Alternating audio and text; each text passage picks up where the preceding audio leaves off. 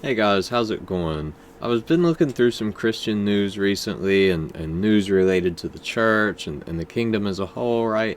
And I was wanting to relay some stuff to you guys that I saw, and I'm going to use this channel to kind of get stuff like this out here to kind of get some events happening and things of this nature, get that out there. So I wanted to show you guys this, right?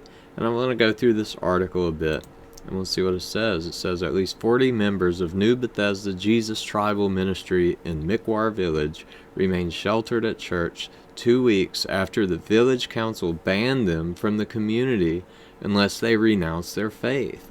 This is just old school Roman persecution, Roman style persecution these poor guys are going through, right? It's crazy. We here in America, we go through our things as believers, right? But we don't have to experience this right now. And man, I think a lot of us, me included, are guilty of not using the freedom that we have to the maximum advantage. Like you see these guys, they're standing up for their faith in the face of having to move out of their house and everything else. I mean, how do you think many American Christians would react to that today, right? And so, these guys are really standing on faith. They're standing on their beliefs. We need to pray for them, right? And so further on it says the Christians are among the 100 impacted by a joint resolution adopted November 17th by 8 village councils in the Sukma district of this certain state. Christians who don't denounce Jesus must leave their villages or fields. Belongings and property will be looted, the joint resolution threatened.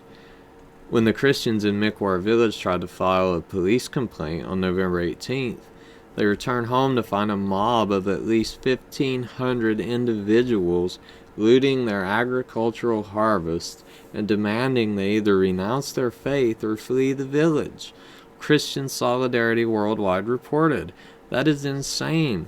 These people, they're just trying to live their life. They're just trying to be Christians in their life, you know what I mean? And so you got a mob harassing you. You get banned from the community. And then you get a 1,500 strong mob coming and taking all of their property and stuff. It's a real shame.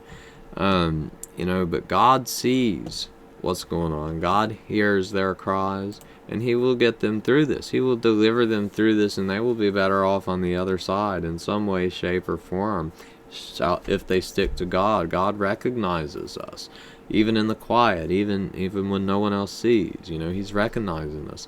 So these people who are standing on business in the face of all of this, God will surely reward, right? He will surely reward that. And so further on it says police left the area without intervening, of course, despite the guarantee of freedom of religion or belief under Article 25 of the Indian Constitution. See, they don't care. The law doesn't matter. All that matters is what's enforceable, right? It was what's getting enforced. And, you don't have freedom of religion in this situation. Oh, okay, the Constitution says you do, but, I mean, in practice, they don't. And further on, it says, Mervyn Thomas, founding president of the Christian Solidarity Worldwide, condemned the village council's actions. We call on state authorities to intervene as a matter of urgency, ensuring that reparations are made for any loss of or damage to property since the resolution was passed, Thomas said November 18th, and that Christians in these villages are free to return to their lives and livelihoods without fear or further threats, harassment, or intimidation. It's like, really? There was just a ban on them, and a angry mob looting their homes and agriculture, wanting them to renounce their faith. And so this individual whose name I can't pronounce is is a province, I believe. This place in India, right, is also among 8 states in India where anti-conversion laws are enforced. And such treatment of Christians is a common scenario in areas that oppose conversion. Christian Solidarity Watch's India team told Baptist Press.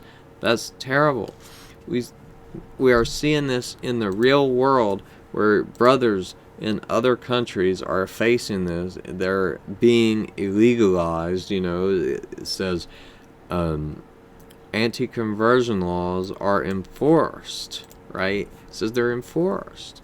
And so it's a real shame for these guys, and it's a shame on the Indian government for not intervening, supposedly, even though it's unconstitutional in India. So us as believers, man, you can be an American Christian all your life and never have heard about any of this stuff. And so I want to kind of get things like this out there. These people need prayers. These people need awareness. These people's story needs to be told. They're being brave. They're standing on business, right? And so further on it says, quote, Christian activities are constantly met with resistance. Today in India, particularly in rural areas, Christians are exposed to danger just for being Christians. The India team said in written remarks, quote, they never know quite when an attack might happen.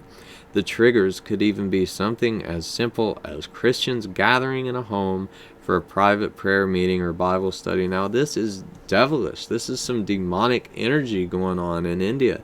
And now, of course, there are many Muslims in India, but there are also many Hindus. It's a very spiritualized place, right?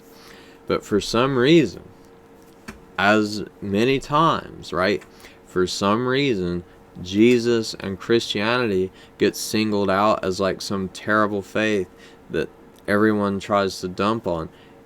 In the Hindu religion, there's all these gods, and there's like a god for everything in Hinduism, essentially, right? It's unlimited. And then you have the Muslims, right, which that's a whole other story, right? But maybe we could get into that one day. But the point being, man, Christianity always seems to be singled out. You have the atheism movement of like the Richard Dawkins and Sam Harris, right? Those guys. Those types of people attacked Christians. They just attacked them a lot and often. But they never included other faiths. You could have a Muslim guy and they would never say anything like that to the Muslim guy, or they would never say anything like that to the Jew, but it was always okay to just dump on the Christian. It was just okay, right? But why is it always that Christianity seems to be the target of the most persecution? I mean, riddle me that one. If Christ isn't the real deal, riddle me that one. The whole world of sin is against it, right? The world in its corrupted and cursed nature of mankind, right? Mankind being cursed from the fall. This world does not want to accept Christ. But Christ is life, right? Christ is the way, the truth, and the light. And no man gets to the Father but by him. And so, the point being, these people need our prayers. These people are standing on business. These people are being persecuted for being believers, right? Just simply for being believers. And it's a real shame. And, when's the last time you heard about like some kind of Buddhist persecution or Hindu persecution? Yes, there's something going on in Burma, but that's not to do with Buddhism, right? When's the last time you heard of Shinto persecution, right? You don't hear about it. Every now and then you hear about like Jewish persecution, but that is simply that's a whole other subject in and of itself. You have Jews and Christians who gets it, right? And for differing reasons, but it's interesting also that they do happen to both be of, Christians accept the Hebrew Bible, right? And so we see this going on. If you go and look at some of these websites, there are a lot of articles like this where people are going through things that just Western Christians, I believe, are either ignorant of, or just something, or I figure they're just ignorant, you know. And people can't help it when they're in that state. But I'm seeing this, and I wanted to get that out there to you guys. Maybe we can get some prayers out here for these people. It's a shame. It's a real shame, man. But thank you guys if you're still here for watching the video. I'm going to try to put out more videos like these as time goes on. And again, I just appreciate you watching, and God bless.